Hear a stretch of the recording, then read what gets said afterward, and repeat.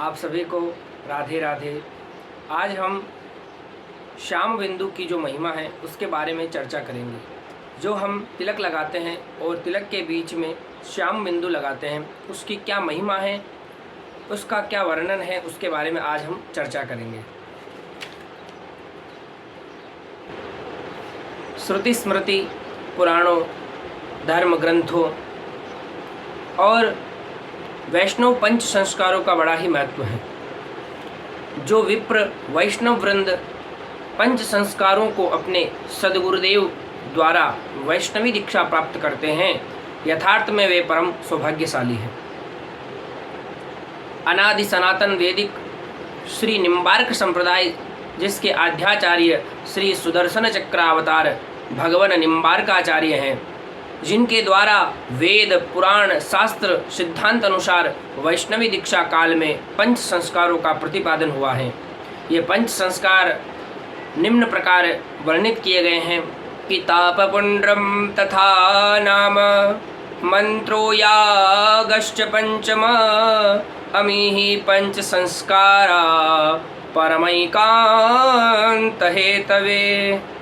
श्री नारद पंचरात्र एवं पद्म पुराण में वर्णित अनुसार शंख चक्र ऊर्ध्वपुंड तिलक नामक और नामकरण, तुलसी कंठी धारण, मंत्र दीक्षा, ये पंच संस्कार परम महत्वपूर्ण हैं, परम लाभकारी हैं और वैष्णव जन को ये पांचों संस्कार अवश्य लेने चाहिए।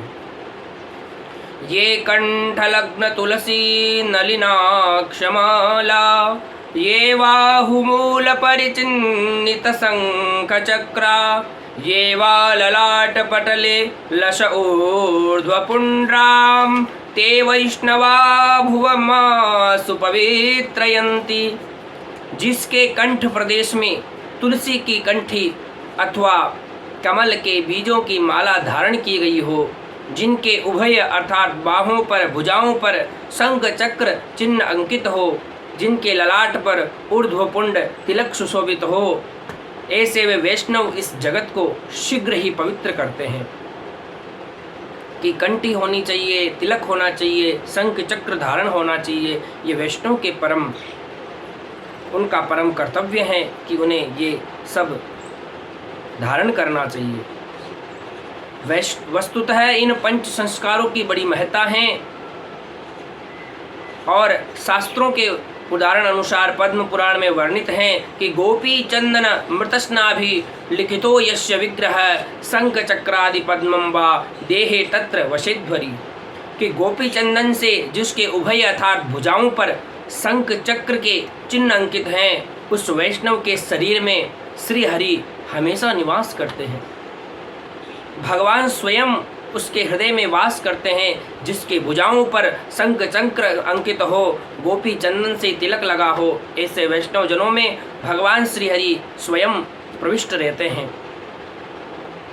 इसी प्रकार गोपी चंदन से वैष्णव भगवत भक्त ऊर्ध्वपुंड तिलक धारण करता है, उसके संबंध में भी शास्त्रीय वचन कहा गया है कि श्री नारदोक्ति गरुड़ पुराण के अनुसार कहा गया है, यो मृतकाम द्वारवतीर समुद्भवाम करे समादाय ललाटके बुध करोति नित्यम त्वचोर्ध्वपुंडकम क्रियाफलम कोटिगुणम सदा भवेत। ब्राह्मणानां तु सर्वेषां वेदिकानां उत्तमं गोपी चंदन वारिस्त ऊर्ध्वपुंडम विधीयते। वासुदेव उपनिषद के अनुसार कि द्वारका धाम में प्राप्त होने वाले गोपी चंदन उसे जो विद्वान अपनी हाथ की हथेली से जल से घिसकर उससे अपने ललाट पर प्रतिदिन ऊर्ध्वपुंड तिलक धारण करे, जिससे उसके शुभ कार्य का कोटि गुण फल सदा प्राप्त होता है। जो वैष्णव जन, जो मानव जन अपने हाथ पर गोपी चंदन को घिसकर ऊर्ध्वपुंड तिलक लगाता है, उसके सभी कार्य शुभ होते हैं। जो वैदिक ब्राह्मण तथा सभी वैष्णव भक्तजन गोपी चंदन को जल से घिसकर ऊर्ध्वपुंड तिलक धारण करे, जिसका विधान शास्त्रों में वर्णन किया गया है। सांडिल्य स्मृति के अनुसार नाम कुर्याच वैष्णव, इस सिद्धांत से वैष्णव परम नामकरण संस्कार करे। गरुड़ पुराण में वर्णित अनुसार वैष्णव जन तुलसी कंठी धारण करे तुलसी काष्ठमाला विभूषित पुण्यमाचरेत पितॄणाम देवतानां च कृतम कोटि गुणम कलौ। कि तुलसी काष्ठ की माला अर्थात कंठी से सुशोभित वैष्णव जन अपने पितृजन एवं देवताओं के निमित्त जो भी सत्कर्म करता है उसका कलयुग में कोटि गुण अधिक फल प्राप्त होता है। प्रहलाद संहिता में वर्णन किया गया है कि कंठ लग्ना तुया माला सा तु कंठी प्रकीर्तिता तस्या धारणम अवश्यम कर्तव्यम द्विजशक्तमयी। कि कंठ प्रदेश में जो तुलसी काष्ठ की माला धारण की जाती हैं वही माला कंठी के नाम से जानी जाती हैं और उसको वैष्णवजन विप्रजन को अवश्य धारण करना चाहिए, कंठी अवश्य धारण करनी चाहिए। इस प्रकार ये 4 वैष्णव संस्कारों का यहाँ वर्णन हुआ है। अब 5वां संस्कार है मंत्र राज दीक्षा का। यहाँ उल्लेख किया गया है कि नारायण मुखाम भोजान मंत्रष्टादशाक्षर आविर्भूत कुमारेस्तु गृहीत्वा नारदाय च उपदिष्ट स्वशिष्याय निम्बारकाय च तेन तु एवं परंपरा प्राप्तो मंत्रस्त्वष्टादशाक्षरः। श्री हंस भगवान ने सर्वप्रथम अष्टादशाक्षर श्री गोपाल मंत्र राज की दीक्षा महर्षि वर्य श्री सनकादिक महर्षियों को प्राप्त की और उन्होंने देवर्षि नारद जी को वैष्णवी दीक्षा प्राप्त दी और देवर्षि नारद जी ने श्री निम्बार्क भगवान को दीक्षा प्रदान की। इस प्रकार ये परंपरागत प्राप्त अष्टादशाक्षर श्री गोपाल मंत्र राज हैं और आज भी आचार्य श्री द्वारा ये गोपाल मंत्र राज की दीक्षा हम सभी वैष्णव जनों को दी जाती हैं और हम सभी बड़े ही परम सौभाग्यशाली हैं जो अनादि वैदिक इस परंपरा निम्बार्क परंपरा से जुड़े हुए हैं और पूज्य आचार्य श्री के द्वारा हम दीक्षित हैं। ये हमारे लिए बड़ा ही गौरव का विषय है। पंचम वैष्णवी दीक्षा संस्कार में प्रथम श्री शरणागति मुकुंद मंत्र दिया जाता है और पश्चात उसी समय पंचपदी विद्यात्मक अष्टादशाक्षर श्री गोपाल मंत्र राज की दीक्षा भी दी जाने का विधान है। ये मंत्र दीक्षा श्री सद्गुरुदेव द्वारा ही प्राप्त की जाती हैं। अन्य आप किसी से भी ले तो उसको ये जो मंत्र राज हैं और मुकुंद शरणागति मंत्र हैं ये आपको प्राप्त नहीं होगा। ये केवल और केवल सद्गुरुदेव आचार्य श्री निम्बार्क संप्रदाय के परम आचार्य के द्वारा ही दी जाती हैं, अन्यत्र कहीं भी आपको दीक्षा नहीं दी जाती क्योंकि ये उनको ही अधिकार है।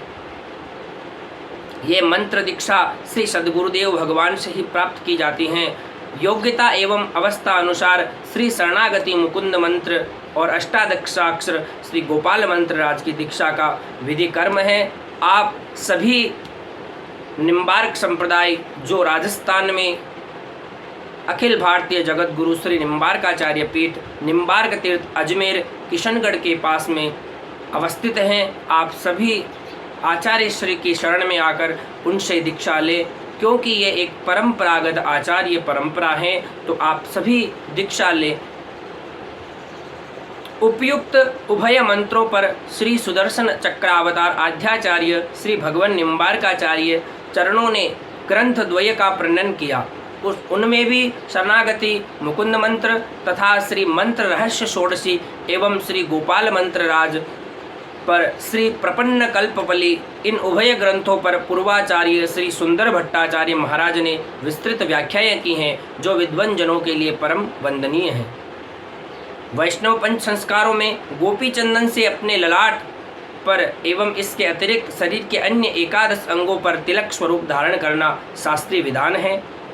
प्रत्येक अंगों पर भिन्न भिन्न मंत्रों से मानसिक उच्चारण से तिलक किए जाते हैं जिनका उल्लेख श्री निम्बार्क मुद्रालय श्री निम्बार्काचार्य पीठ से प्रकाशित सर्वेश्वर संध्या वैष्णव संध्या नित्य स्तुति संकीर्तन तुलसी श्याम श्री एवं गोपी चंदन का महत्व आदि ग्रंथों से आप सभी को अवगत हैं कि 12 भागों में तिलक किया जाता है। आप सभी को इस बारे में पता है, ज़्यादा आपको बताने की आवश्यकता नहीं है। गोपी चंदन से ही तिलक धारण करने का विशेष नियम है और तिलक के मध्य भाग में अर्थात नेत्रों के दोनों भ्रुवों के मध्य भाग में श्याम बिंदु धारण करने का भी विधान है। अतः सभी वैष्णव संत भावुक भक्तजन को इस नियम अनुसार तिलक के मध्य भाग में श्याम बिंदु अवश्य धारण करना चाहिए।